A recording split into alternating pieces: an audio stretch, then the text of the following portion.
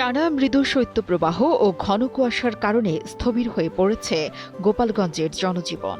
কয়েকদিন ধরে সূর্যের দেখা না মেলায় চরম ভোগান্তিতে পড়েছেন সাধারণ মানুষ।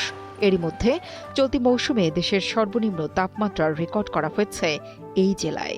আজ বুধবার ভোর ৬টায় গোপালগঞ্জে তাপমাত্রা নেমে আসে ৭.৫ ডিগ্রি সেলসিয়াসে। ঠান্ডা লাগে, কাশি হয়, জ্বর হয়, কাশিতে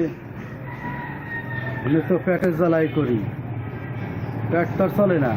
এই শীতে মানুষ বাইরে নাই, লোকজন নাই, রাস্তাঘাটে খুব খারাপ অবস্থা। আমাকে ঠান্ডা বর্ষে যাত্রী নাই, চালাচ্ছি মিলিমিলি, বোঝেন না, কোনো যাত্রী নাই। সকালে তেমন 20 টাকা খাটছি। তীব্র শীতে প্রয়োজন ছাড়া ঘর থেকে বের হচ্ছে না কেউ, তবে ভোগান্তি বেড়েছে খেটে খাওয়া ও ছিন্নমূল মানুষের।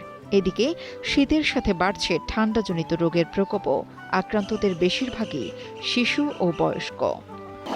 গোপালগঞ্জে প্রচণ্ড শীত, এই এত কুয়াশা যে মানুষ এর ভিতরে বেরোতে দিচ্ছে না। পেটের দায়ে বেরোইছিলাম, লোকজন নাই রোডে। আজ 2-3 দিন সূর্য ওঠে না। গোপালগঞ্জে প্রচুর ঠান্ডার কারণে কোনো কাজ কামে বেরোইছি, কিন্তু কোনো লোকজন নাই রোডে ঘাটে। আমরা এখন বিকারে বসে রয়েছি, আর এত কুয়াশা গোপালগঞ্জে কোনোদিনও পড়ি নেই।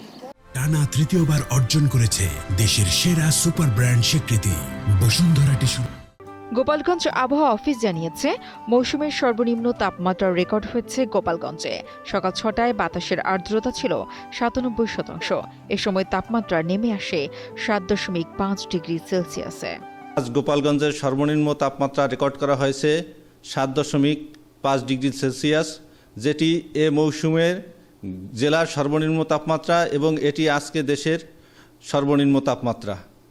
আমরা আশা করতেছি আগামীকালকেও আবহাওয়ার পরিস্থিতি এমনটাই থাকবে। হয়তো তাপমাত্রা সামান্য কিছুটা বাড়তে পারে এবং দিনের তাপমাত্রা অপরিবর্তিত থাকতে পারে। পরবর্তী দিনের তাপমাত্রা কিছুটা বাড়তে পারে, রাতের তাপমাত্রা অপরিবর্তিত থাকতে পারে। এদিকে প্রচণ্ড শীত ও কুয়াশার কারণে গত ৪ দিন ধরে জেলার কোথাও সূর্যের মুখ দেখা যায়নি।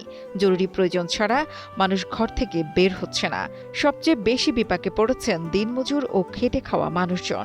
স্থানীয় কৃষকরা বলছেন, আবহাওয়ার এমন অবস্থা চলতে থাকলে চরম ক্ষতির মুখে পড়বেন বোরো চাষিরা।